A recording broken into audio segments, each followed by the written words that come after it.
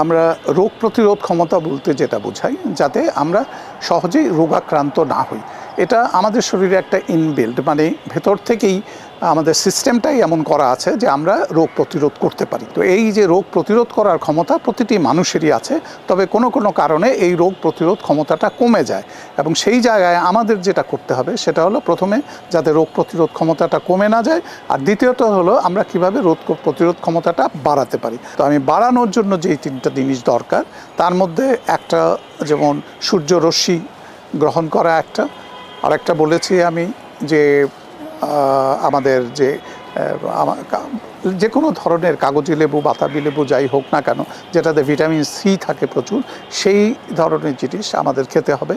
আর আমাদের সুষম খাবারটা খেতে হবে। সুষম খাবার বলতে আমরা যেটা বুঝি সেটা হলো আমাদের কি পরিমাণ আমাদের কার্বোহাইড্রেট খেতে হবে এবং কি পরিমাণ আমাদেরকে প্রোটিন এবং আমাদের ফ্যাট খেতে হবে। আমাদের সবসময় মনে রাখতে হবে যে আমরা 2 ভাগ কার্বোহাইড্রেট খাবো, 1 ভাগ ফ্যাট খাবো এবং এক ভাগ আমরা প্রোটিন খাবো। এটা একটা সুষম খাদ্য, এবং এই খাদ্যটাকে আমাদেরকে কিন্তু বেছে নিতে হবে যে কোন কোন খাদ্যে, যেমন কার্বোহাইড্রেটটা কোন খাদ্যের মধ্যে আছে, রাইসে আছে, চালের মধ্যে আছে, মানে আবার আটার মধ্যে আছে। সুতরাং এটা হয়ে গেল একটা মেইন খাবার।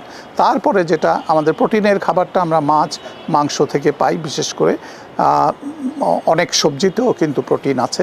আরেকটা যেটা ফ্যাট, সেটা আমরা যে তেলটা ব্যবহার করি, অথবা আমরা যে সমস্ত মাছে তেল থাকে বা মাংসে চর্বি থাকে, তা থেকেও কিন্তু তেল আসে। সুতরাং এই সুষম খাবারটা যদি আমরা নিয়মিত খাই, আমরা যারা দুবেলা খাই তারা যদি এই সুষম খাবারটা সেইভাবে দুবেলায়, দুপুরে এবং রাতে আমরা যদি খেতে পারি, তাহলে কিন্তু আমরা আমাদের শরীরের যে প্রতিরোধ ক্ষমতা সেটা কিন্তু যেরকম বাড়াতে পারি, আবার ধরেও রাখতে পারি। আমাদের সবারই চেষ্টা করা উচিত সুষম খাবার খাওয়া।